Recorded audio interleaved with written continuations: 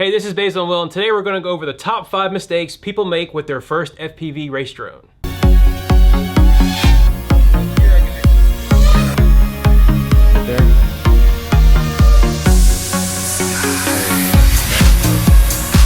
Alright, so this list is based off of the emails we get either through our website, through YouTube, through Facebook.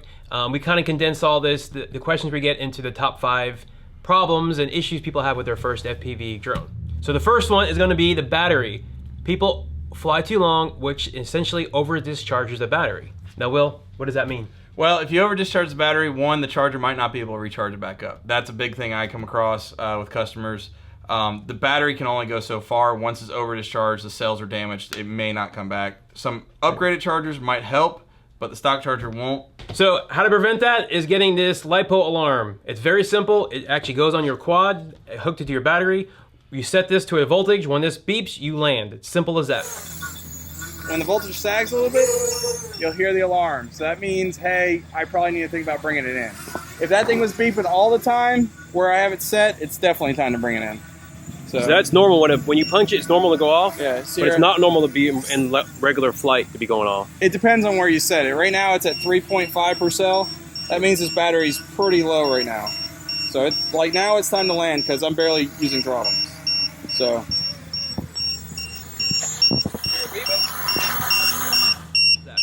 And number 2 would be a cell checker. All right, so you got your cell checker right here. This is a 4-cell battery. I'm gonna plug in the battery here. It's gonna give you a quick reading. This is probably the best part of it. 47%. My battery's roughly half charged. Cell, you can read by pushing the cell button. You can read cell 1, cell 2, cell 3, cell 4. Now this is a battery that's been damaged by a quad. You can see there's physical damage here. So I'm assuming this is a bad cell, but we can check it with the cell checker. Quad's not flying right, something's wrong. Plug this in here. Right away we see 1%. That's not good. The battery should never be below 20-30% ever, even after flight. Click in the cell. Cell 1 is 3.82. Cell 2 is dead. So that was that damaged cell, as we see here. So cell 2 is just straight dead. Cell 3 is 3.81. So this battery has been damaged. It is no longer good, and we were able to determine it with the cell checker. As far as the batteries and the voltage and all that go, yeah, you want to keep, if it calls for a 1500, definitely stick with probably a 1500. You might be able to get 1800, but remember guys, the more weight, the more power it takes to make it fly. It's a fight against gravity. So your flight times might not go up that much, and if you crash, it's getting more weight to hit the ground, so it's more likely to break. So I usually recommend sticking, if it calls for 1500, stick with a 1600 milliamp battery. Right. Voltage. Even though your buddy on the internet is using a different voltage on a different quad, a lot of the quads that come set for a 3S are not capable electronically to run a higher voltage battery.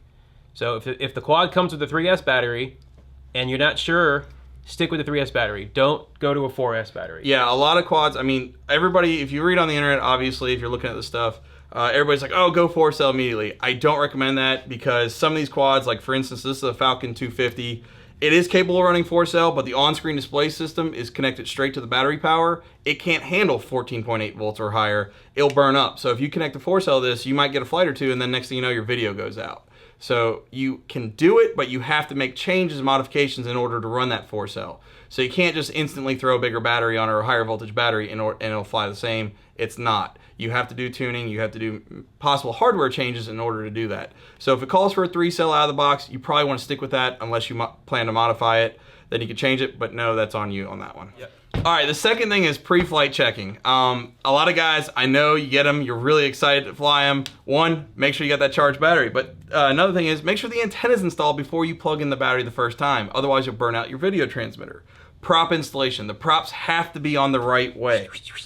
They don't spin the same direction. They spin depending on the quad, either in together or out together. Yes, generally a bag of props will have 2 clockwise, 2 counterclockwise props in there, so you can't just grab them all. They're not all the same. So you'll notice you got silver and black prop nuts.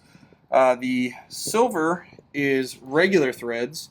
The black are reverse threaded. So when you go to unscrew them, you actually turn it to the right to unscrew it. A lot of guys get mistake that they're thinking they're all the same. They're actually reverse threaded on the black. Make sure you're on the right video channel. If you're going to fly FPV, the channels, some of these goggles and video transmitters have 40 to 50 channels roughly. You have to make sure you're on the right one. A closed channel might look great on the ground, but once you get 20, 30 feet away, next thing you know, you lose all video, and that's a crash waiting to happen. Right. To change your channels, there's a button right here. I don't know if you guys can see it. Yep. So in order, you have 40 channel transmitter here. You got from A to F, and then there an R for race band, and then you have 8 channels per band. To change the band, you push and hold it for a second and let go. It changes band, and it'll usually default channel 1 on the next band. To change a channel within the band, you just tap it. Yeah. So for example, you might be on channel 30 and your quad be on 31, and it looks great from, you know, this far, but when you fly it 20, 30 feet away, you get nothing but snow. And then you'll be in a world of hurt. The next one, flying it too far. We just had a customer come in here with a quad. He flew too far. First thing he did is to see how high he could go. That's not what you want to do. You got the pre-flight check in. Now you're ready for flying. Keep it close. Keep it low hovers. The higher you go off the ground, the harder it's going to hit if you crash. So I usually tell people bring it up to about 3 foot, 4 foot hover, and learn how to fly the quad if you've never flown one before. Hopefully you've tried a little toy one before you got into this, but if it's your first one, definitely get used to it before you start go flying FPV and everything like that. I recommend line of sight. Right. And do not fly over concrete or anywhere near trees. Find an open field for your first few flights. Another thing that's going to happen, you're going to crash. One point or another, you're going to crash. If you hit the ground, make sure you kill the motors. Disarm the motors. Either you have a switch or holding left rudder on, depending on the quad. Make sure you kill the throttle and disarm so your motors are not sitting there spinning in a branch, a tree, grass, anything like that. It'll burn up the motors in ESC. So make sure you kill the motors as soon as you crash. Right. And if you're on a collision course with a tree, before you hit that tree, kill the throttle because, like Will said, it will kill the motors in ESC. Could be the difference between picking it back up and changing props or going home and resoldering speed controls and motors. Right. The next one, hooking up to a PC when you have no idea what you're doing. I get a lot of this one, guys.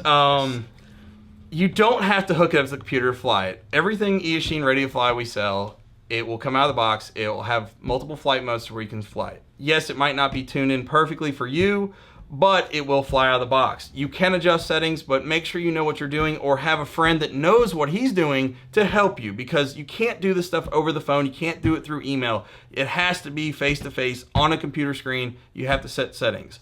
And the next one is going to be knowing what you are buying. Yes. Before you buy it. Now, All right. everybody wants to save money. Trust me, I know. This one and this one look exactly the same quad. This has no radio. This is a plug and play, and this has the radio. This is more money, but this doesn't have any of the gear to fly it. This is a plug and play. You have to hook up the radio, hook up the transmitter, all on your own. We do not support these because there's so many variables, either the transmitter, the receivers, the software you're using, all that. So these are the plug and play. They are cheaper, but this Ready to Fly has everything. Charger, battery, receiver, what else? The quad, the fully assembled quad. Any Ready to Fly you buy from us, from eAchine, you literally can take it out of the box, charge the battery, and fly. There's nothing needs to be done in terms of software configuration or anything like that. In order to fly. In order to fly. And just for fun, the last one, number 6, is gonna be not watching this video. That's a big mistake. That's a big mistake. All right. It's on the internet. It's got to be true. Yeah. Comment below if we missed anything, if you have any questions concerning quads or anything like that. If you'd like to hear your feedback and let other people know your mistakes that you have, and that way we can, as a community, get together and get these mistakes out of the way. That way when you get your quad, you can fly right away and not make any of the mistakes that we have from a lot of people. Anything else? Nope. Nope. All right.